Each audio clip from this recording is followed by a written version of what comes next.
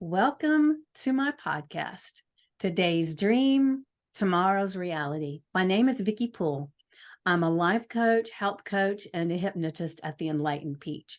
And this podcast is all about embracing our mosaic life. And some of you may ask, what is a mosaic life? Well, it is recognizing that all the pieces of our life, the good, the bad, the indifferent, have all come together to make us who we are. Change any one thing, and we are different.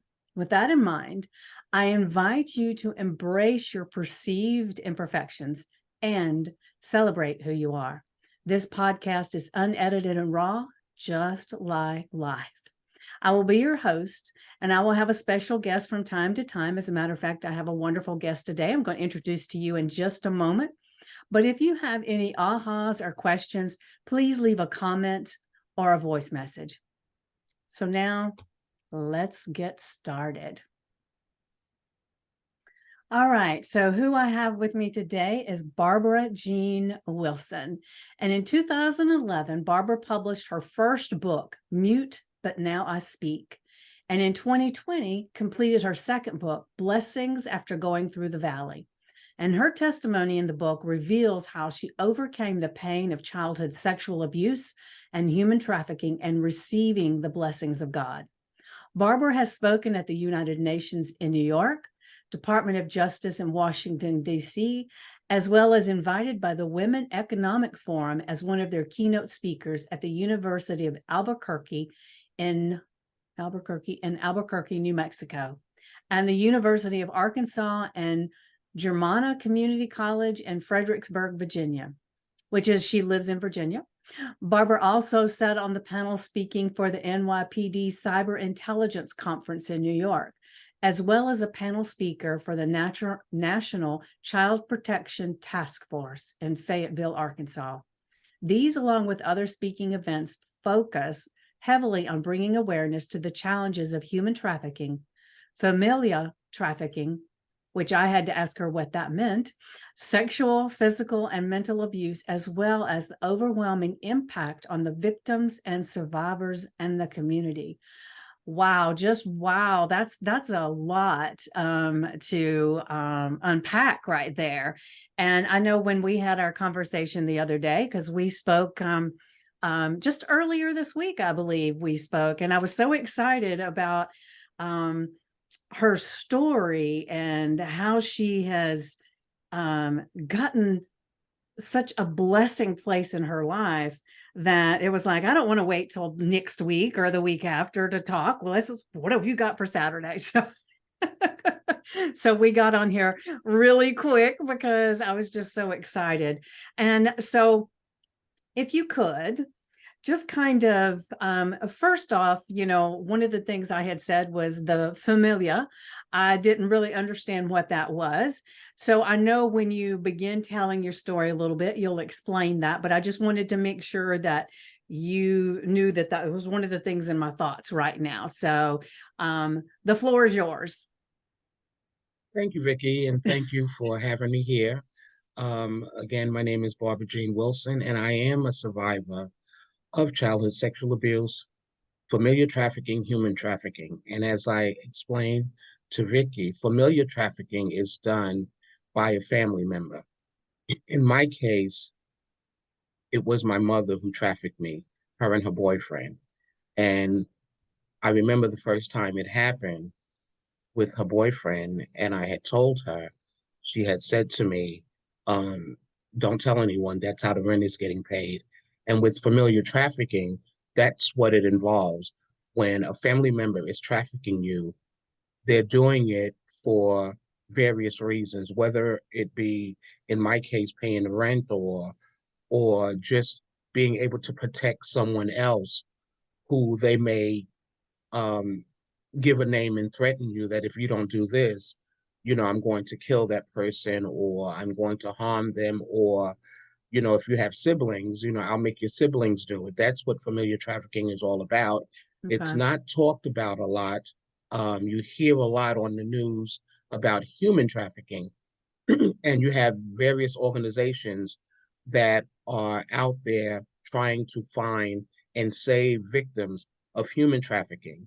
it's hard for familiar trafficking because unless the person speaks up about it, no one will ever know that they're going through any sort of trauma in the household. Right. And And I've had a couple of other people that I've talked to that had they didn't really call it sex trafficking, but that's basically what it was.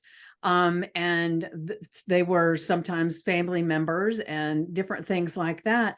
And I think it probably happens a hell of a lot more than we're even aware. And the thing is that sometimes people don't want to say anything, because even though it's a dysfunctional family that they're in, it's the family they know, and they don't want to do something to um, break that apart. And I think that's one of the things in your story too, is that you had some of those feelings. But if you don't mind, I want to step back just a little bit. You said you remember the first time that this happened. It was with the boyfriend, right?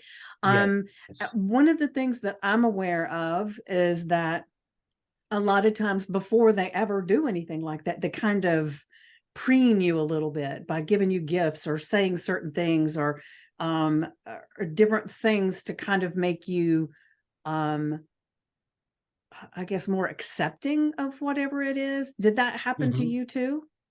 No.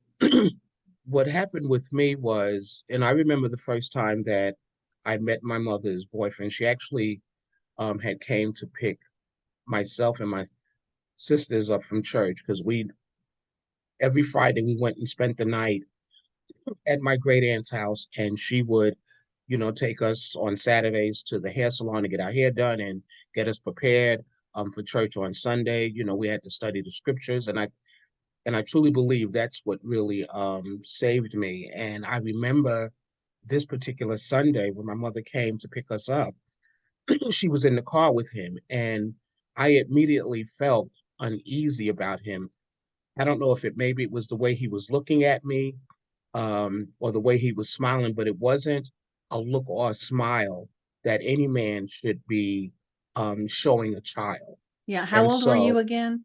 I was 8 years old. 8. I Okay. was 8 years old, and I remember, getting in the car, and my mother introduced all of us to him, and again, it's what he said, and how he looked. He says, it's nice meeting all of you, and you're such, and he's particularly pointed me out. He said, you're such a pretty young lady. Um, and and I'm looking at my sisters like, okay, why didn't he reference them? I will say, you know, in comparing myself to my sisters, um, I was, even at my age, I was, as far as physically built, much more mature than they Yeah. were. More developed. Yes, that's the Yes. word. Um, and so it wasn't just with him, but it would be with other men and how they looked at me, and the things that they would say. And so that's for me how it started with him. And he didn't live with us, but he always spent the night. Um, he worked nights, my mother worked days, and it was during the day when he would call me into the kitchen, and he says, I made you something special to eat. Would you like to eat it? And he had made eggs, which is something that I didn't like. And he said, well, I put some cheese in to try it. It might, you might like it. And so that's how it all began. He started just trying to get me comfortable with him, and telling me how much he liked my mother, and my mother will do anything for him. And of course, I didn't realize at the time that that was one of the things that she would do for him. And so the first time it actually happened, it was on a Friday night, because on Friday nights my mother would go out. She had a bunch of friends that they would play cards, and they would go to each other's house and play cards. And this particular night when she went, he had told her, don't worry about taking the girls with you. I'm off and I'll stay here and I'll watch him. And it was during the middle of the night when he came, and he woke me up and he took me in to my mother's bedroom. And that's when he started talking to me and telling me everything that I'm going to do to you is going to make you grow up to be a beautiful woman. And and then they started, doing different things and having me do different things. And I knew that it was wrong because with all the men in my family, why is it they never approached me like this? And Mm, so, and that's when I had, shared with my mother the next day what he had did, and that's when she had told me um, not to say anything because that's how the rent was getting paid. So it made me even think and believe that she knew that that was going to happen, and that's why she didn't want to be there to be a mm, witness to it. Um, and so at that point, I just never said anything to anyone, but my whole personality changed. I Um, imagine. yes, I became angry. Um, I didn't have any respect for any adults. I was afraid to be around adults. And that's the one thing that people tend to not either recognize or they ignore or You mean the personality change? yes, Okay. especially, especially, and I won't say especially in a child, because you should notice the personality change even in a teenager or a young adult. But in my case, and especially in children's cases that are being, abused at home, we're not talking about the outside, but at home because they have no escape. Mm-hmm. For me, and again, I say that this was a Friday night, but when I left school earlier that Friday, you see a happy child leaving, just like all the other kids. It's 3 o'clock. We have a long weekend. We're going to be playing and, catching up. And the teacher is reminding us, study for your spelling test. And I'll see you all on Monday. Have a great weekend. And so the person that left on Friday was not the same person that came back on Monday. When I came back on Monday, I was acting out. I was hitting the other kids. The teacher asked me a question and I talked back to her instead of answering the question. And she immediately said, "Don't be rude. And if you continue to be rude, not only am I going to send you to the principal's office, but I'm going to call your parents up." Um, but I ignored what she had said because, you can call my parent if you want, but it's not going to matter. And I just continued to continue to act out. So And as this behavior is completely turned around, you're a different child when you've come back to school. Mhm. And I know it's been quite a while back, so maybe things are different now than they were back then. I have no idea, but nobody in the school, the teachers, the principal, did they have counselors in the school? Was there nobody said anything or asked you any questions? No, they had guidance counselors back, Guidance back when I counselors. was going to school. Yeah. Um, and instead of her saying, I'm going to send you to the guidance counselor, instead she said, "I'm going to send you to the principal." And of course, every kid is afraid to go to the principal's office Yeah, and it's because when you usually um an old white dude that right, is like, anyway, so if you're already having issues with this man, that's the worst thing to do is to send you to this like and you described him perfectly because the principal was tall. He, and of course, me being small, to me he was like the size of Herman Munster. yeah. Um, and and when I got into his office, he says, your teacher told me you're acting out, and I'm calling your parent, which he did. He called my mother and my father up, and said, she's acting out, she's talking back, she's being disrespectful, she's picking on the other kids. What's going on? Why is she doing this? And of course, my father didn't have no idea of what was going on. And my mother said, "I don't know why she's acting out, because at home she's fine. I don't have any problems with her sisters. Maybe it's because she wanted a certain thing and I wouldn't give it to her. Because she is a little spoiled, and when you tell her no, she can't have something, she will act out." That's what she said to him. And I'm Hmm. looking at her, and I'm saying to myself, You know what's going on. You know what the problem is. So, Um, how did you feel in that moment? I mean, I know it's been a long time ago, but I just have to wonder, as a child of that age and realize that now your mother's even lying to this guy. And I don't want to put words in your mouth, but I would think it would almost be feeling like, well, now that it's done because there is nobody I can turn to, nothing I can do. well, I knew that when she had said, don't tell anyone, that's how the rent is getting paid. So I knew at that very moment that I couldn't tell anyone, I couldn't share with anyone, um, because she was my first line of protection. And the fact that she didn't protect me, the fact that she's my mother, me telling anyone else I will not be protected, because if your mother doesn't protect you, if your parent doesn't protect you, what makes you think that, you know, someone else that you know or even a stranger would protect you?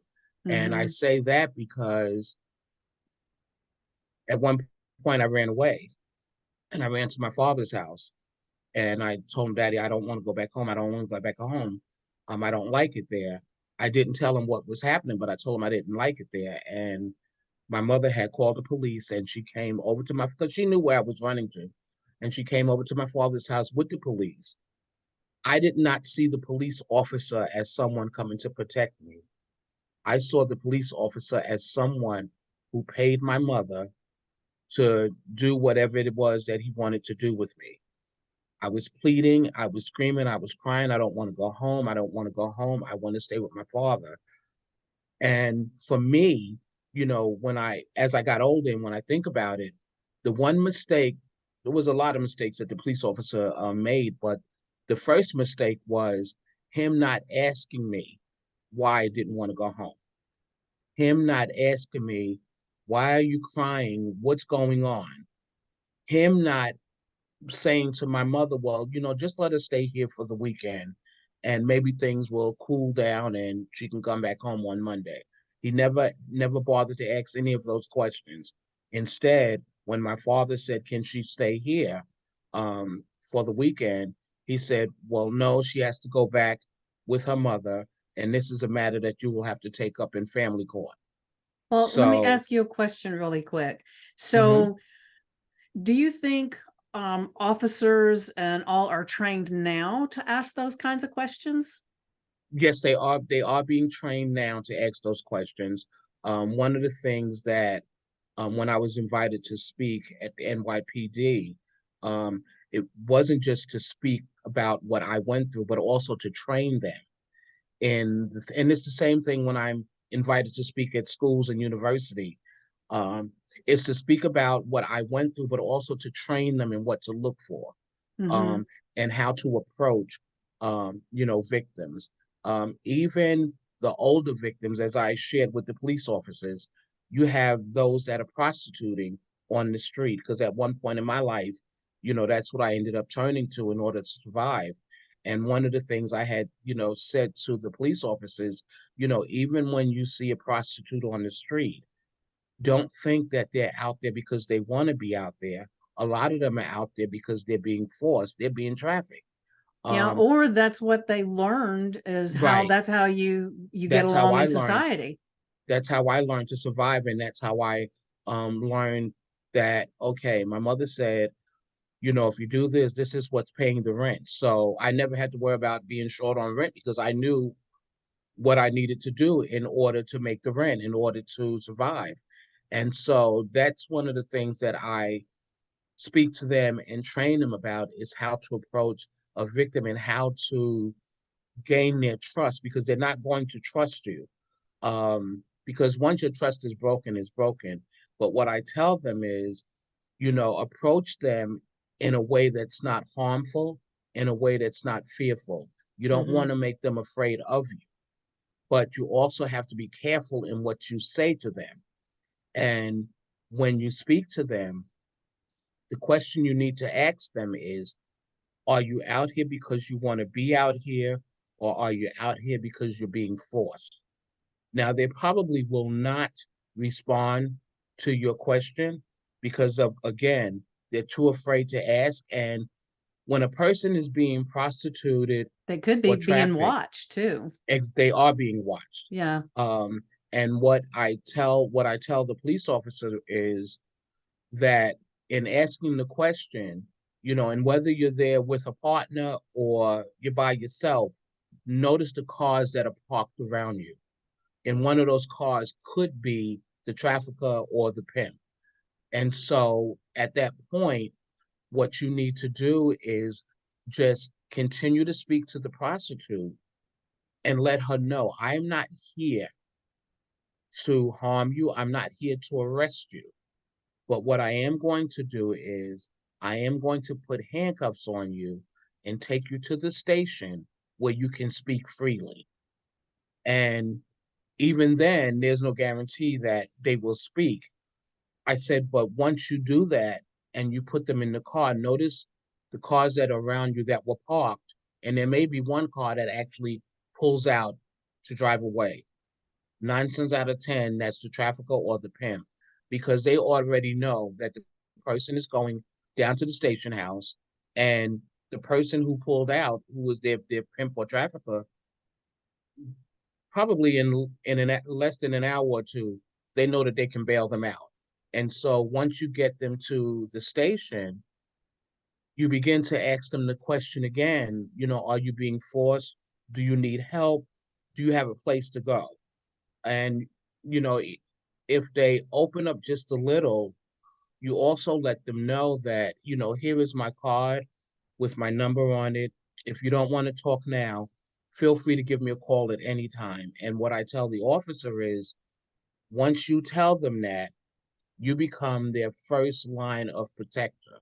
Mm-hmm. And so you have to mean what you say. Right. That person may end up calling you at 2 or 3 o'clock in the morning.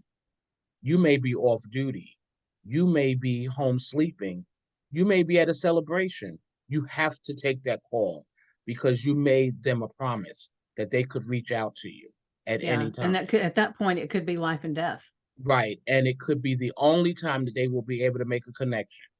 The Yeah. minute you tell them, I can't come to you right now, but I'm going to have Officer so and so come, not only are they going to hang up the phone, but what you did was you didn't keep your word. And You so, broke that therefore, trust. Yeah. exactly. And they're not Yeah. going to believe anyone. So, Yeah. Well, let's so go back to the young children. And you said that you had been working with them to for the officers to know the questions to ask if they go to like the home thing like you had. Um, is there like something different that I know you said you give them questions to ask, but is there something more that they do? I mean, do they also talk to the schools and let the schools know that these are things to look for, or do you talk to the schools and let people know?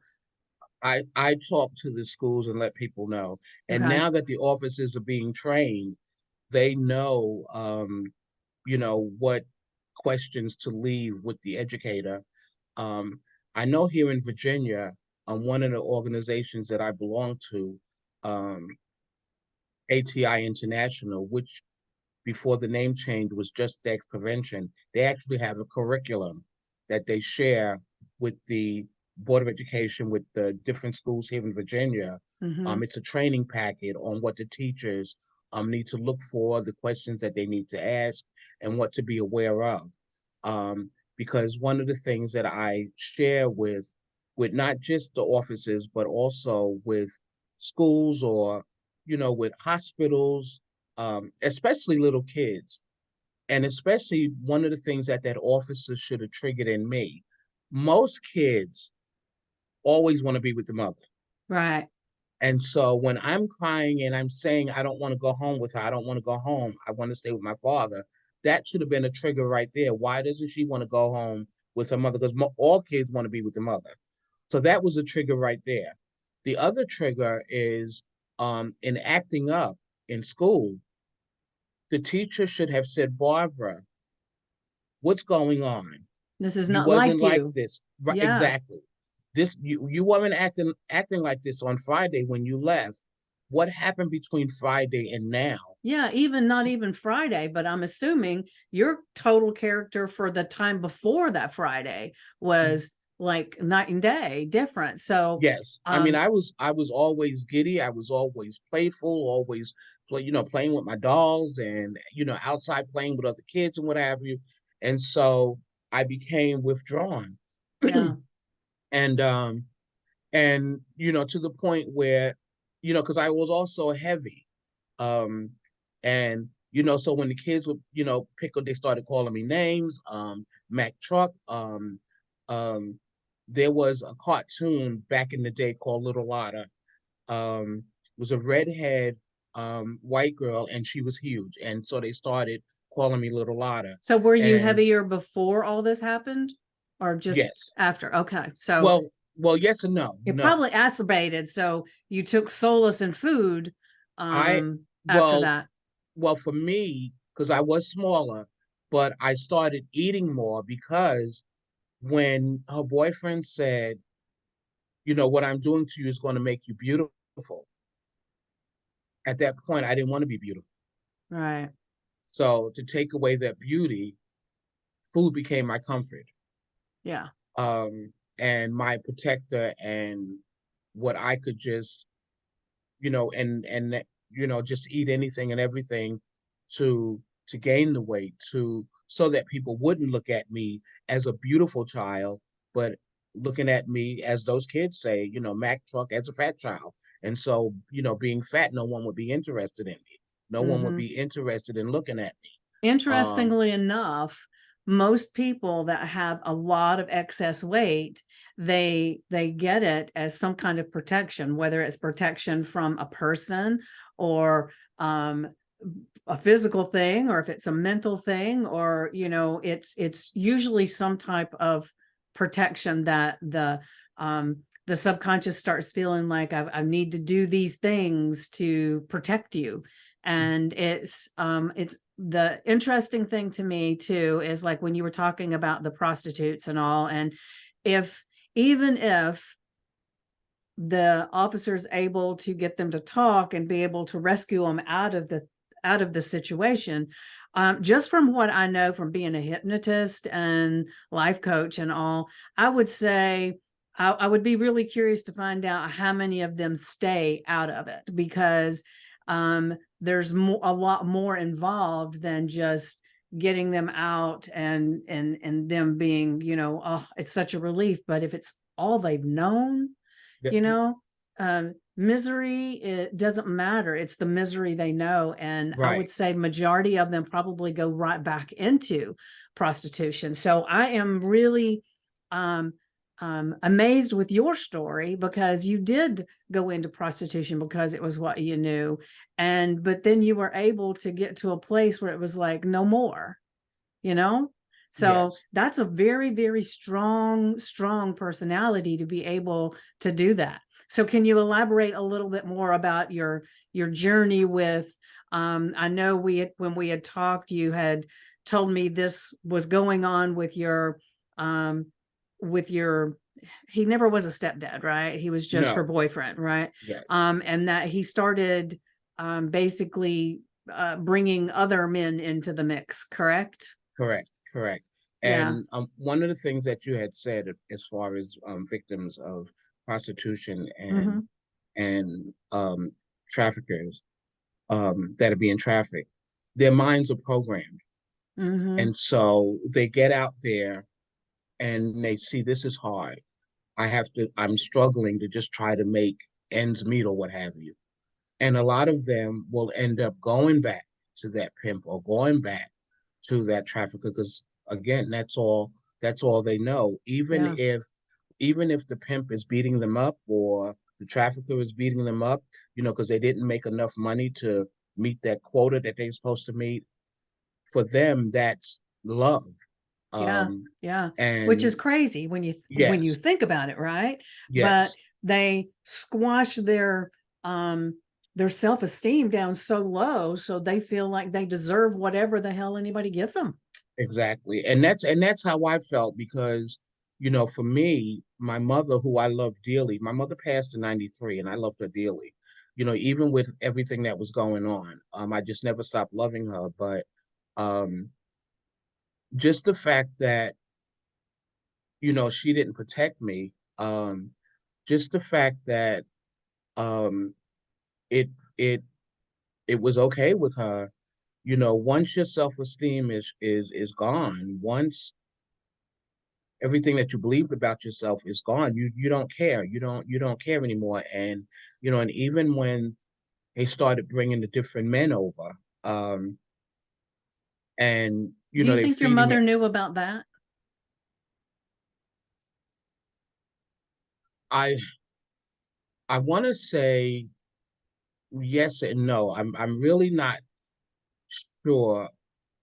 I guess probably I want to say yes because right before she died, we had a long talk, and she did admit that she had ruined my life. She had scarred me, and she was sorry, and if I could forgive her, and that it was time for me to begin to live the life that she had stolen from me.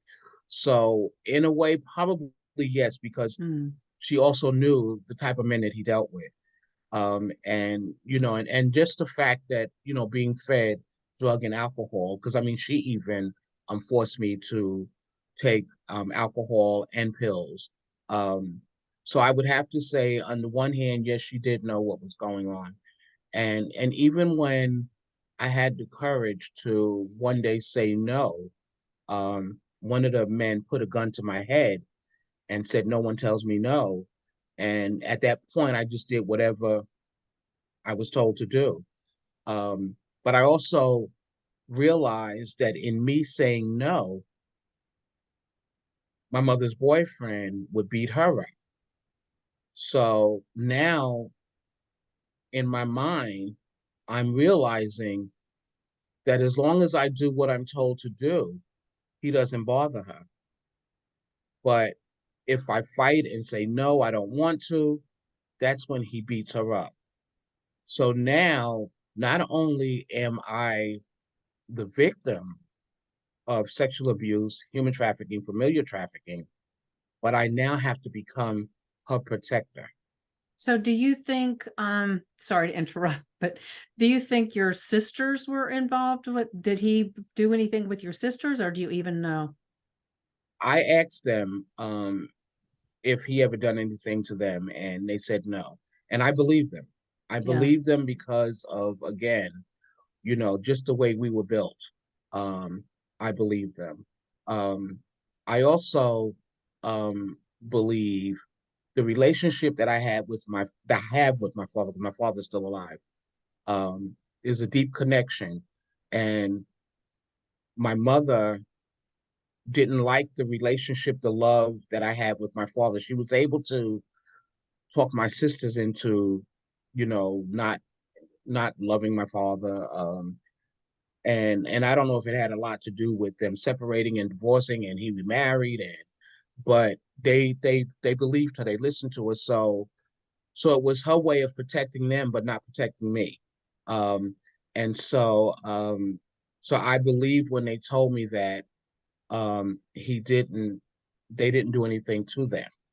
Um, I even asked one of my sisters if she remembered when they made me do something to her, and she said she didn't remember. Hmm. And I left it at that, um, because I didn't want to trigger anything in her Right. if she didn't. Um, and that's something that I rarely, matter of fact, this is probably the second time that I'm actually sharing that part. Um, I'm and sure that's very hard. Yeah, All of it's hard, but it seems like that would feel even more hard. yeah, because just wanting to protect my sister, Hmm. especially since she doesn't remember. Yeah. So how And much we were younger is she than you?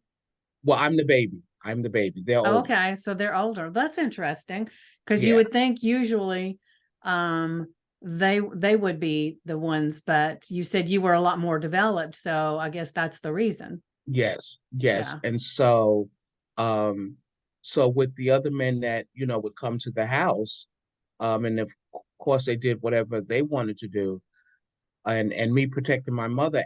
After a while, I just give in. I just give in. I just give up and just let them do whatever it is that they want to do. And because I stopped fighting. I stopped arguing. I stopped debating, and this went on until I was 13 years old. It could have been long, but I just remembered up until 13. And then at that point, it was just my mother's boyfriend. And I don't know if it's because I was getting older, but it was at that point, it was just him. Um, and so now I'm fighting him and I'm fighting her. Um, and this went on for probably a year and a half because what ended up happening was I ended up getting pregnant. So was it Uh, your, no, okay, no, no. wasn't there. It wasn't any of the men. Um, and when I became pregnant is when he stopped. Um, and but then they started doing other things and trying to attack me and to a point where right after I had my daughter was when I got thrown out of the house. She probably was 3 months old, 4 months old. And of course, I'm in survival mode because now I have to, because my mother was also instrumental in getting me kicked out of school, and going back before getting kicked out of school because I continued to act up, continued to talk back to the teachers and the guidance counselor, the principal, and what have you. Back then, and I don't know if they have them now, which I doubt it, but back then in New York, we had what they call 600 schools, where they had a 600 school for girls and 600 school for boys. Um, and so it had come a point where the principal had said to my mother and my father that we're going to have to send her to the 600 school So I'm where, assuming that because they have something that's not called that, and I'm in Georgia, and it's a alternative school for kids who get thrown out of school or get totally um some of them may have learning disabilities or something. I have no idea, but I know it's for like the troubled teens that can't seem to function in school, and this is the alternative that they send them to. yeah, because I believe now they are called alternative, but back then they were called 600. And one of the things that I would like to stress, because it was something that you said, for troubled kids and what have you. One of the things that I would like to stress to any educator that will be listening, and it doesn't matter if it's elementary, middle, high school, or college, um, those troubled kids are going through something at home. One of the things I even share with police officers, when a child runs away from home, first thing that happens is the parent calls the police and the police go out and they're looking for the kids and they find them and they bring them back home and the child end up running away again. You find them, you bring them back, they run away again. And I ask the police officers, have you ever thought to ask the question, why do you keep running away from home? What's going on at home? And for educators, for parents, I can't, and it's hard for me to even say parents because a lot of the parents are the ones that are causing harm to their kids.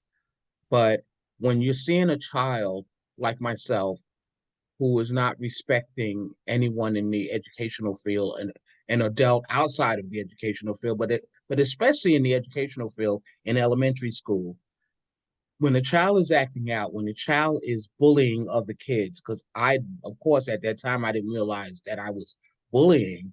Now I know that I was. When they're bullying other kids, um, they're not bullying them to hurt them. They're bullying them because for me, whenever I saw kids smiling and happy, it's like, why are you smiling and happy when I'm not? So Mm. I want to make you not happy like I'm not happy. Got it. So when you're bullying other kids, instead of the teacher labeling them as bad kids, as troubled kids, you have to dig deeper to find out what's causing that problem. What's happening to them to make them act up like this? And I can guarantee you, whatever it is, it's in the home, because everything starts in the home. And and even if a child comes to you and they tell you and you ignore them, they're going to continue to do it until they do something dangerous that's going to harm others. And I say that because once I got kicked out of public school and was sent to the alternative school or 600 school, and it's an all-girl school, and the situation was even worse than me being in public school, because at this particular school, I mean, they allowed you to smoke, they allowed you to drink, they allowed you to do anything and Oh, everything. wow. So it didn't help the situation. That was a big alternative, wasn't it? Right. It didn't help the situation, but it made me feel comfortable Yeah. because they're doing what I'm forced to do. So now I can do it freely and um not be looked down upon. And I remember there was this one young lady who um began to like me, and liking me in a way that, first of all, it was new to me. Um and the things that she would say to me, and I told her, I says, "What's wrong with you? Why are you talking to me like that?" And she was talking to me in a sexy way. Hmm. And I said, "Because I don't talk to women like that." And she just kept on and kept on, and I kept telling her, if you I would appreciate you not speaking to me, like that, and just disrespectful. And she would have a bunch of other girls around her. And I remember going and telling the principal, and the principal um said, "Don't worry about it. I'll talk to her and she'll leave you alone." Well, of course that didn't happen. And at one point she trapped me in the stairwell. And in her trapping me in the stairwell, because it was lunchtime, we was heading to the cafeteria, and I heard a door close behind me. And as I'm walking down the steps, and as I'm preparing to reach for the door that leads you into the cafeteria, a bunch of her friends stepped in front of the door. And then when I looked, she was behind me. And she says, "Now I got you. And now you're going to do whatever it is that I want you to do to me. And you're going to let me do whatever I want to do to you." And You know, I don't, I want to stop you just a second. Isn't it amazing that when somebody's been treated bad and all these different things, that it seems like the people who want to do that just automatically and know that that's something that you've experienced and that they can make it happen. right. I just find it mind-boggling that um, because there was probably a lot of people there that she never approached at all. And it's Hmm. just because you had this presence about you that she knew somehow. Because you find, like, one of the things that I've heard before many times is that people who are pedophiles or different things like that, they know exactly who to go and approach and where to go to find more victims and things like that. And I know I jumped in, but I still, it amazes me how people just that are bad people just know. Yes, yes. And I believe that's what happened in my case. And now that I'm trapped in the stairwell, um, and as she's walking down the stairs approaching me, um, the only thing that I remember is what the people told me, what the other students told me. It was like, "Barbara, something just came over you. And as she approached you, you just grabbed her by the hair and you threw her down the steps and you just started beating on her. And you just kept saying, 'Leave me alone, leave me alone, leave me alone.'" I'm tired of this. I'm tired of people doing this to me. I'm tired of people making me do things. I'm tired. I'm tired. I'm tired. And they said it took the music teacher to get me off of her. And I just remember waking up in the principal's office. I was on the couch, and they had called the paramedics. They had called the police department. They had called my parents in, and the principal had said, "I know this young lady has been bothering her since she got here." And, Barbara did come and tell me, and I told her that, everything, I'll talk to her and everything will be all okay. She says, and I guess it wasn't. And whatever it was that she said or did, and then to find out she's trapped in the staircase because I had no place to go. I mean, now I'm trapped in the Hmm. staircase. I have no place to go. Nobody there to rescue me. Um, I, the principal, she said, I guess it just got the better of her. And, um, because the young lady ended up in the hospital, and I just knew that I was going to get kicked out of school, but that didn't happen. And I still continue to go to the school, and I continue going there until Well, I um, guess nobody tried to make you do anything after that, right? I had no more problems after that. I Uh, bet. no more problems after Put the that. fear in them, that's for sure. And I was there until I became pregnant. And I didn't even, and the thing was, I didn't even know that I was pregnant. It was the guidance counselor who told me that I was pregnant. The one thing that always stuck with me, um, regardless of what I was going through, regardless of how bad I was, regardless of um, the things that I may have been saying, even the disrespectfulness. Two of the people that I will never forget at that school. One was the music teacher, and his name was Mr. Phipps, and the other was the assistant principal. I can't remember her name, but I remember them both saying to me, because I loved music class, but I remember them both. I remember him saying to me, "You're going to be great one day."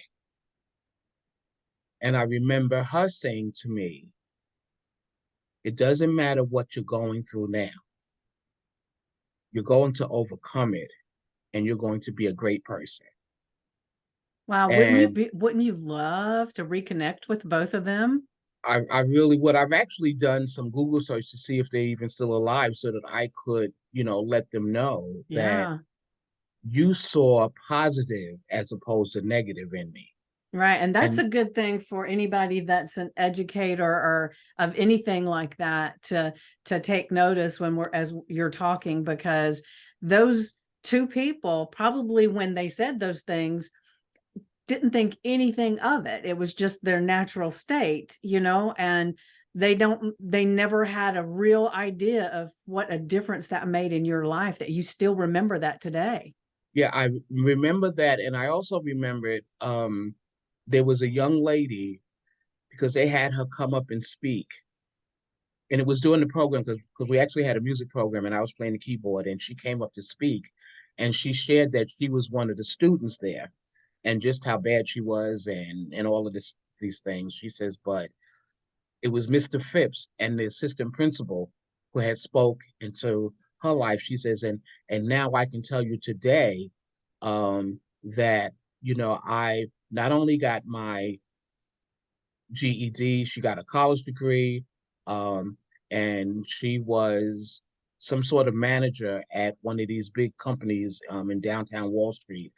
She says, and I just want to impress upon all of you young ladies that you can be whatever it is that you want to be. You can grow up to not let this defy who you are.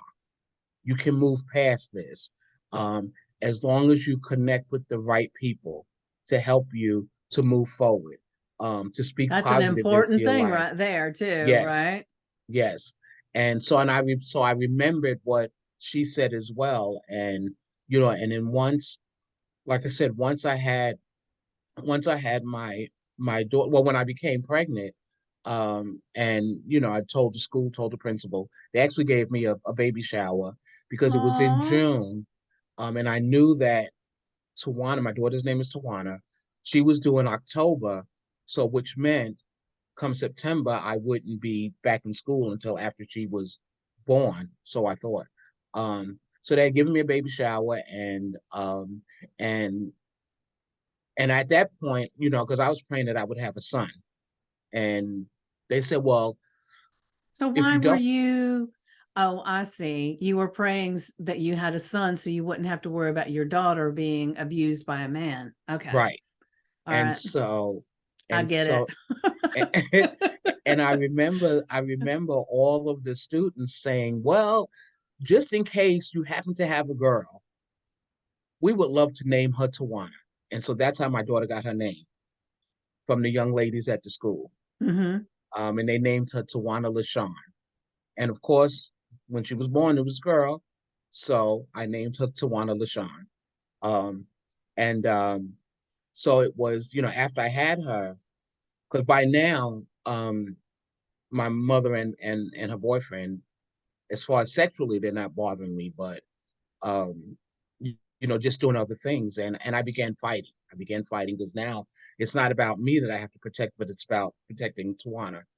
And um, and so once we began fighting, um, my mother boyfriend had called because she was in the kitchen, and he had said to her, she's fighting me back, and my mother had jumped in and she was like, what are you doing? Have you lost your mind? And you're going to do this, you're going to do that. And I said, no, I'm not. No, I'm not doing that anymore. um and she slapped me, and I just reached out and hit her back. And we all started fighting, and then what I noticed was not just us fighting, but then my sisters jumped in it and they started beating on me. And then my father came over every day, and and I remember him coming over, and he could hear the noise as he's walking up the steps, and he comes in, he's like, what's going on, what's going on? And and that's when my mother had told him what's going on, and she says, and she needs to pack her things and take her and that baby and get out of here. And so that's when I got thrown out, and I went to live with my father and my stepmother for a while. And of course, my father said, you have to get a job, you have to do this, you have to do that. And it was one um couple who was friends of the family who stepped in and said, we see that you're struggling. We see you're trying to take care of yourself and your baby. Why don't you let us take her? We're not signing any papers because we're not taking her from you, but we just want to help. And they took Tawana to live with them. And I ended up renting a room. And in order for me to survive, in order for me to be able to get what I needed to take care of my baby, I just went back into doing what I was trained to do.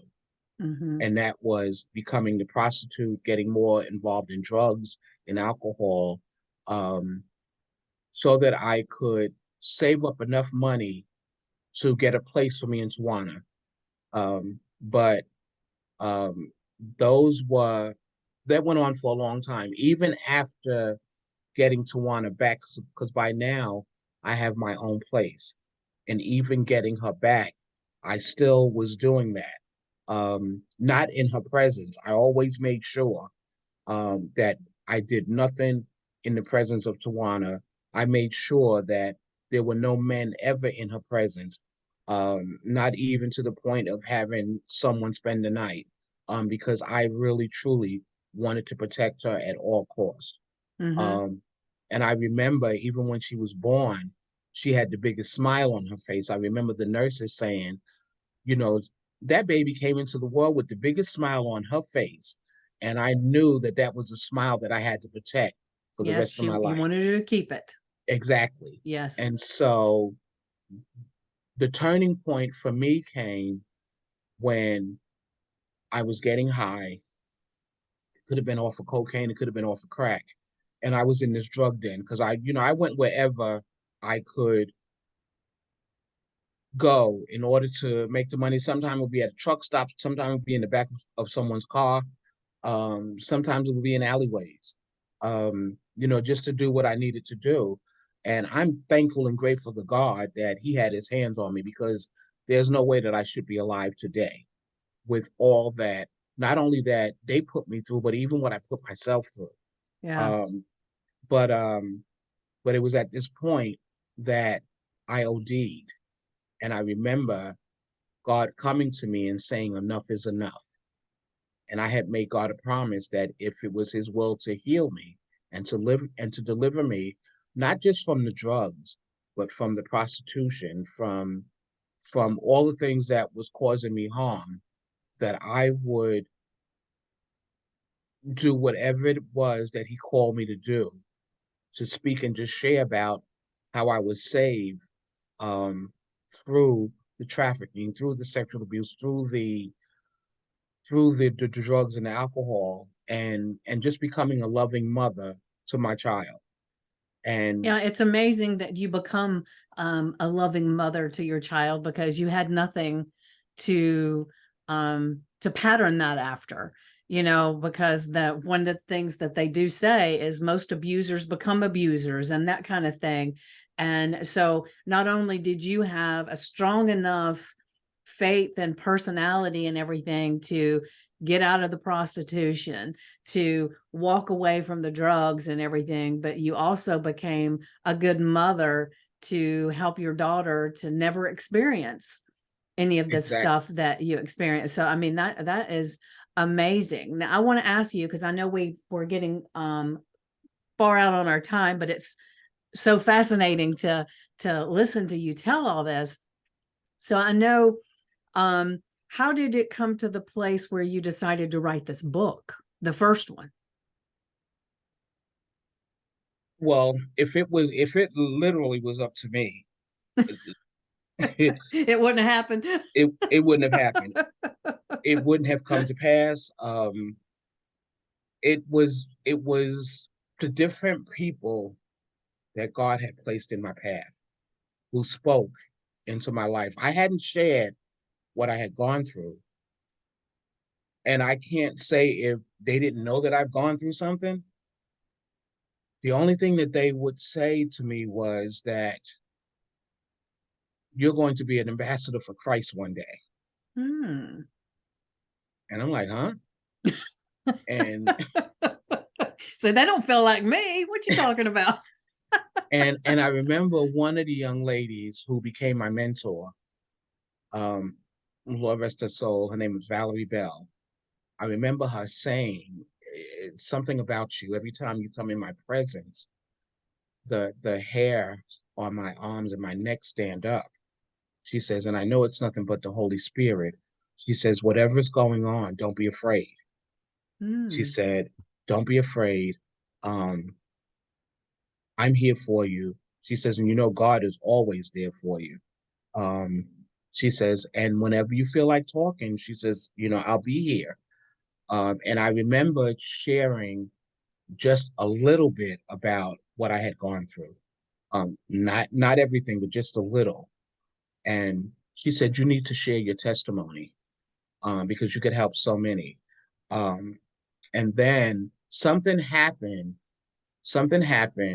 where I remember something was said to me. I was working, something was said to me. And I remember the person on the other end of the phone, and the things that she was saying. And I'm like, what is going on? And I'm crying. And I'm like, why are you saying these things to me? Why? It's because this is not you. I know you. This is not you. And I remember calling Valerie, crying and sharing with her what had just happened. And she says, what time do you get home? And I says, I should be home by 5. She says, when I'll be over. And when she came over, that's when I shared a little bit more about myself. And at that point, she says, have you had an opportunity to speak to Pastor Boykin? And I said, no. She said, you need to make an appointment to speak to Pastor Boykin and Mrs. Boykin and tell them your story and what's going on. They'll be able to help you. And because before that, different things would be happening. And I would always ask my pastor, why is this happening? Why? And it wasn't like I was afraid. I just didn't understand why different things was happening, and the visions that I was seeing. And Um, and he would always say, "Why not you? Why not you?" And I said, "I don't know, but why, why?" And so when I eventually shared with him everything that I had gone through, well, not everything, but majority of the things, um, it was he who had said to me, "Now I can tell you why everything's happening the way it's happening." He says, "And I don't want you to be afraid." He said, "But God is going to use you to heal a nation because with everything that you have gone through, with everything that you have overcome, with everything that you continue to do, you're going to bring hope to a lot of people. You're going to bring understanding to folks that don't understand why people do what they do. For those who have given up, whether it's drugs, whether it's alcohol, whether it's prostitution, that teen mom, um, those that are being sexually abused, you're going to bring them hope in knowing that they can be healed, that they can move forward in their life, that they can have a better life, that what happened to them, they don't have to look at it as, well, it happened to me, I'm going to do it to someone else. Right. As you say, most abusers become, abusers. Um, he said, but you're going to go through a lot of things before you even get to that point. And again, don't be afraid, but whatever it is that God is asking you to do it. He said, start writing everything down. And so that's how all of that came about. And of course, with the Holy Spirit speaking to me and telling me, need to write everything down. You need to journal it. You need to, and then there came a point where, okay, now want you to turn it into a book. And I said, Lord, I did what you asked me to do. I wrote everything down. I put it in a journal, but I'm not writing a book because now you want me to put a book out there that people are going to know about me and about my life and about, all that I've done and all that I was. And you want me to be transparent. And he said, it's not about your life. It's about saving other lives. Mm. And it's about me. And I'm like, okay, well, I'm still not going to do it. Me and God, we always have this back and forth, Yeah, but yeah. the one thing that he knows is that I'll never tell him no. Okay, I may take my time about it, but Yeah, I will yeah. never tell him no. And and so eventually what happened was he literally ended up stripping me of everything and put me on this island in Montego Bay, and literally an island, at this resort called Sunset Beach Resort, which is no longer there.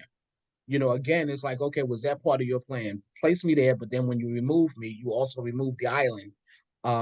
And that's where I literally started writing. Um, and which was in 2003.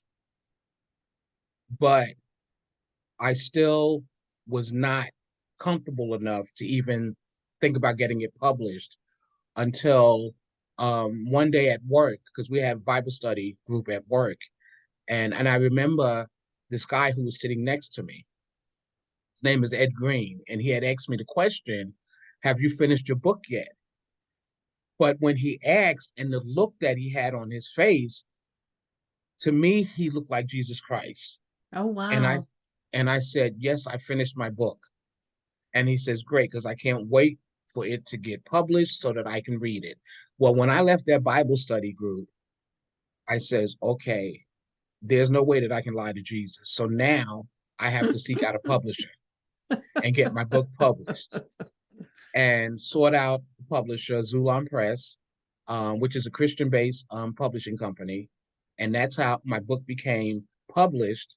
And when it did come out, my boss um, had called me into his office. Well, he came to my desk and he said, "There's something wrong with my computer." And I said, "Call the help desk." And he says, "No, only you can fix this problem." I said, "No, because I'm not tech savvy. So you have to call the help desk." He said, "Well, there's something with my screen." I said, "Well, call the help desk." He says, "No, you can fix it." And so the attorney who sat across from me in the office, she came out. She said, "What is Kevin trying to get you to do?" I said, "You want me to look at his screen?" But I told him to call the help desk. She said, "Why don't," because she knew I didn't know. She said, "Why don't you just go look at his screen and just make him happy?" And so as I walk in and I look at his screen, and as I get closer, I see the cover of the book Mute But Now I Speak, and I started screaming and crying, and it's like, oh, he says, you're an author. And but now I got nervous and I got Mm-hmm. scared because now everyone is going to know about my Now life. the gig is up. Everybody's gonna know Everybody's going to exactly know all your little secrets. exactly. And and of course he called a meeting and because he wanted to share with everyone, we have an author in the legal division and her name is Barbara Jean Wilson. And I encourage all of you to support her and buy her book. And he said, I just want her to come up here and just share a little about her book.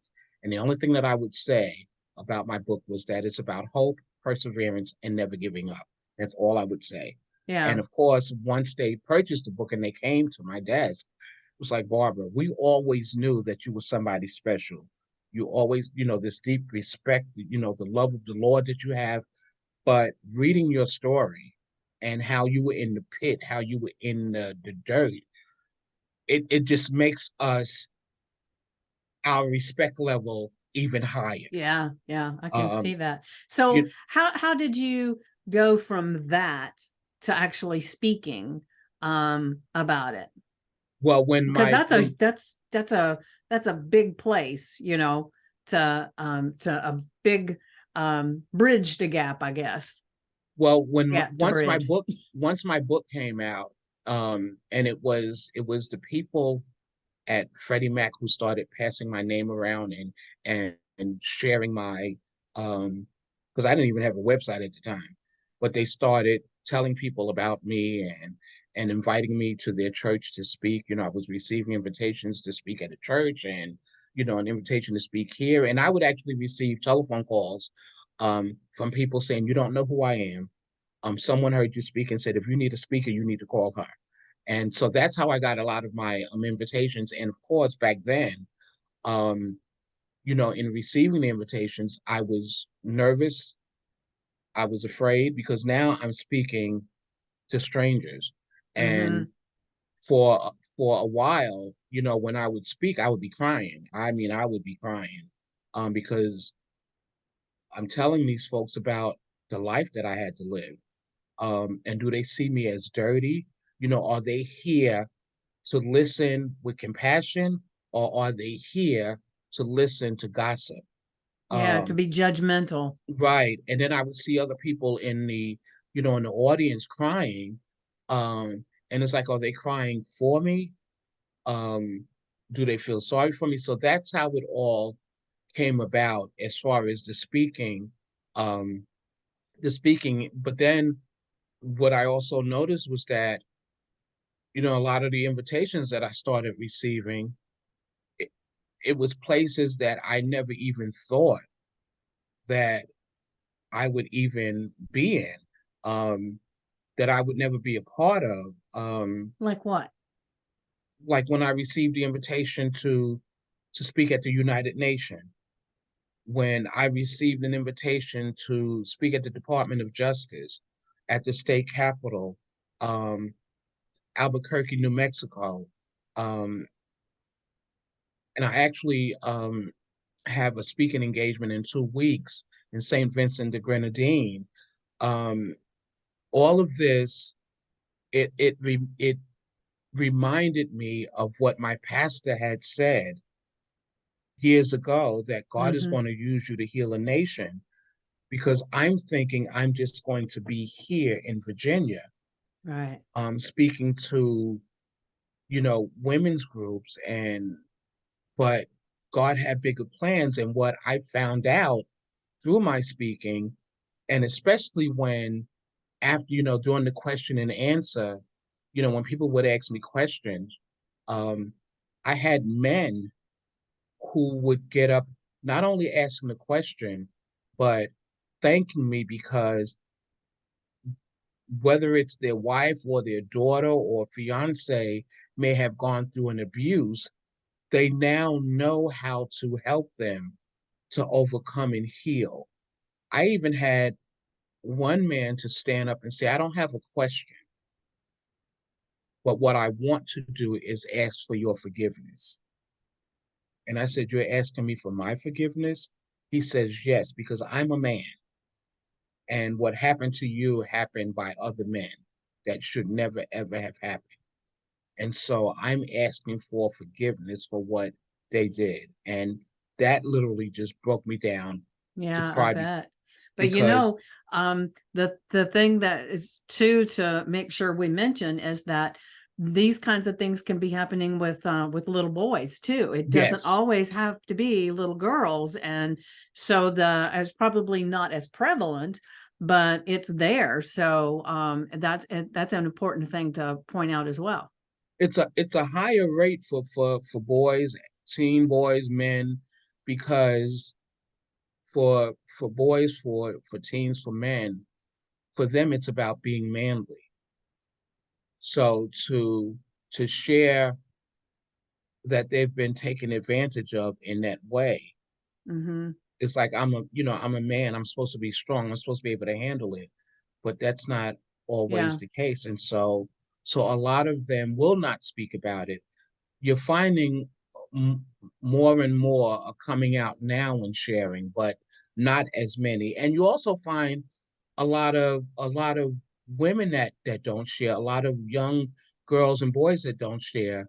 And one of the things that I realize is that God gave me this voice to share with the world, to become their voice for the ones who don't want to speak about it, but also for the ones who lost their lives, those who, whether it was by their own doing or someone else, who never had an opportunity to speak and share. Hmm. God is using my voice to bring healing to them, to bring awareness to those that don't understand what's going on, but also to the abuser, the trafficker, the pedophile, to show them that what you're doing, the harm that you cause in another human being that was Right. created by God, is something that it's hard to rebuild back. And even if you were a victim, there's hope for you. There's hope for you. Right. Um, Well, and I that's why want I to I don't. want to share real quick. This suddenly it's on my heart to share. And this is very, very vulnerable for me. Um when I was um gosh, I was in the 6th grade, whatever the hell that makes me. There was a person that my family knew that a grown man, well, he was probably 18 at the time, and he kissed me on the mouth, and it was like, whoa, um, you know, that's, and I just ran off, I was just a kid. And then when I was in the 7th grade, he was a person that the family knew, and he would come over to the house and everything. And I started, and sometimes he stayed overnight. And it got where sometimes like he would be hanging out with the whole family, and he would be saying he was going to go to the store, and he'd say, well, let Vicky go. She can help me carry stuff. So I liked getting in the car and all. So I would go, and he would do things like he wore shorts that he would maneuver to where he was hanging out of his shorts. Mhm, um and so he was doing things like that, and he would even do it around people, but he would do it in a way that it was only for my eyes. And so I would do everything I could not to look, and I would feel my heart racing and stuff, and I knew there was something wrong with this, but I didn't know what to do. mhm, And I never had the experience like you did, but this kept on and on and on, and I could feel it beginning to escalate, and it was really making me fearful. And so one day I came home from school, and he was the only person there.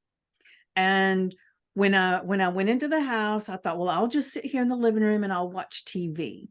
And I could hear him in the other rooms. And he yelled that he was in the shower and he needed a bar of soap. And I thought, okay, I guess I'll get him a bar of soap.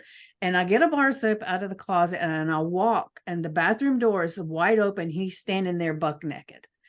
And I took the bar soap and I just threw it at him, and I ran outside the house, and I waited till my mother got home from work, and I told my mother, and my mother said, "We'll take care of this." And I said, "Okay." And he was not allowed to ever come around again. I mean, my mother, unfortunate for you, your mother didn't do this, but my mother swooped in and protected me and Mhm. made sure nothing happened. So I feel exceptionally blessed that I did have that there, because that could have gone really, really wrong. And Yes. so I've never shared this publicly because, and I will say that as all this stuff was going on, I never said anything to my mother until I got so scared, because I thought, he's an adult. Why would she believe me? All he Mhm. has to say is she's lying and she's not going to believe me. And so that's why I didn't say anything, because this went on for a while. And, but it was when I got scared just enough that it was like, now I'm staying outside until an adult comes home, and I'm telling them, whoever that is, Mhm. I'm telling. And so I want to say to any parent out there that their daughter, their son tells you something's going on, listen, Yes. you know? Um, and I can say sometimes that may not be comfortable, but listen. And, I didn't want to take some of your time here, but it was just No, like, that's fine. it just came up, and I thought, no, I'm not going to say anything. And it came up again. I said, no, I'm not going to. So it was, I had to say. So I And said in my s- thing. and in saying that, one of the things that I was told, and thank you for sharing, is that, Barbara, there's something about you that God placed on you. There's something in your spirit, that when you speak, because everyone hears it coming from deep down inside, Mhm. you make people open up even if they don't want to. Right. And that's what just happened with you. And part of our healing is to be able to release and let go and know that we're not alone. And just like you were brave enough to tell your mother, and God used the opportunity now for you to share with the world, um, and also use me to share with the world, that they can say to themselves, okay, we're not alone. But just Mhm. like they overcame, we can overcome by having the right people placed in our path. And just like you said, for parents, pay attention to your kids. Pay attention to what they're saying. Pay attention to how they respond to other adults around them, to other people around them. Pay attention to how they may change in what they wear. Because I know for me, I started wearing, even though I was a chunky child, I started wearing clothes that were even larger than what I normally wear, so that people wouldn't look at me. Yeah. I instilled in my daughter from a very young age, I don't care who it is. If anyone says something to you that's not right, bothers you, that's not right, come and tell me. I am your mother. I am here to help you. I am here to protect you. I will not cause any harm. I will not believe what you're telling me. I will believe everything that you're telling me. So don't be afraid to come and share, um, whatever it is that you need to share with me. Sometimes she gets a little way out there and shares stuff that I'm like, Lord. Don't overshare now. but um, but we have to become those parents. We have to become those teachers, those adults that are there, those in the church, because the church doesn't even want to talk about it, but you have to, you have to be able to open up and begin sharing, because a lot of kids are hurting because they think that they're alone. The kids Yeah. that are bullying, they're bullying because they want someone to ask them the question. And and anytime you take the child who two wrongs don't make a right, but when you get into that mass, shooting in schools and what have you, it's because a lot of them has reached a point where nobody's hearing me, Yeah. nobody's listening. So, so let me do what will bring attention. And they normally go after the ones who caused the problem, so just pay attention to what's going on and what's happening and know that Yeah, um that's good advice there.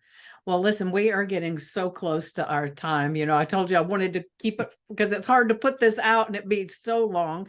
But I do want to say I would love to have you on again so we can dive into some of these things that we've had to kind of just skirt over because we don't have that much time. So really quick, do you have one short thing that you can leave everybody with, a thought or something that, and then you can share how they can get in touch with you, even though I'm going to have all this on the bio and everything, but like maybe the one place that they can connect with you. well, the one thing that I would like to share with everyone, whether you're a victim or not, um, especially for the victims who are still battling, still trying to heal. Um, it's a long journey, but you can overcome it. Um, you know, I myself, I was able to go back to school and get my GED, my college degree, and now I'm an author and a speaker. And you too can have that same life.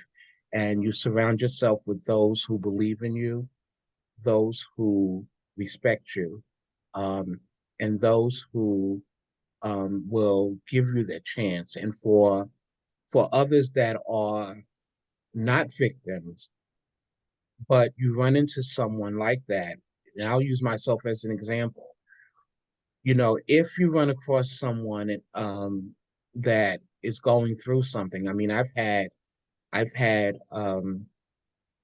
they're friends now, but I had one dear friend, and that's how I will end this. One dear friend to this day, she knew that I was going through something. She just didn't know what it is. And other people was like, how can you be around her? And yada, yada, yada, because she's angry. She's always angry and always, she says, but it's something about her. She just needs somebody to listen. And she told me that God had told her that I was her assignment. Hmm. And, and I was always angry, always angry, and even at her, but she kept coming back. She kept coming back. And one day when she came back, she came over, and before I answered the door, I said to myself, she keeps coming back no matter what I say, no matter what I do. I never put my hands on her, but the things that I said, but she keeps coming back. Maybe I can begin to trust her because she sees something in me. And that's how you build a trust up with a victim. You just keep coming back, regardless of what. Don't take anything personal because it's not about you. They just want someone to hear what they have to say.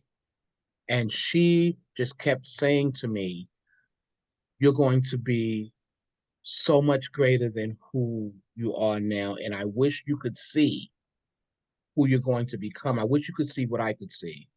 Um, and it took a lot of that feeding into me for me to realize who I have become. Hmm. And because I didn't feel that I was worthy, I felt so unworthy, I felt so unloved. Um, but having all of these people pour into me and let me know that I was worthy, it wasn't until um, last year when I actually gained my worth um, and realized that I was worthy. And for those who were part of it, in 2 weeks, I'm going to actually be celebrating them. It's called Celebrating You. Um, because of them, I am who I am. I am where I am in my life and on this journey because I began to believe what they were saying. It's not so much, Vicky, you telling me this all the time. I have to get to a point where I believe what you're saying. Right. And once I started believing, I look in the mirror every day and I say, Barbara Jean Wilson, you are a beautiful, beautiful woman. And you can do anything and you can become whatever it is that you want to become. And so that's what I want to leave everyone with is just have patience, have understanding in case you do come across someone who was a victim. And if you want to reach out to me, you can always go to my website, which is www.mutebutnowispeak.com, or you can even send me an email, which is mutebutnowispeak@verizon.net. If you have any questions, if you want to um, speak more about my life, if you even want to, invite me somewhere to speak and share, feel free to reach out to me that way. And Vicky will be posting, the link to my website, the link to my book, and I believe my email address is on there as well. I think You know, so. in case you And didn't your have an bio that opportunity, has a list of and my places bio. you've spoken and a little bit more of your degrees and different things. It was an impressive list. And so once again, thank you so much for being here today and being vulnerable and sharing with us. And like I said, I definitely want to have you back again so that we can kind of dive into some of these other things that you want to share with people. Thank you again, Vicky, for um, just having me on your show and just allowing me to share um, with the audience. And hopefully and prayerfully, it will be able to help someone. Thank you again. Yes, I'm sure it will. All right. So everybody, I want to say thank you for being here, and make sure to look at the information, and which will have all the links for talking and connecting with Barbara, and I'll put on the links for connecting with me if you choose to do so. And make sure you subscribe, like, anything that it says for you to do when it comes to watching whatever platform I end up having this on, because there's several. So everybody be blessed and make sure that you utilize the voice that you have.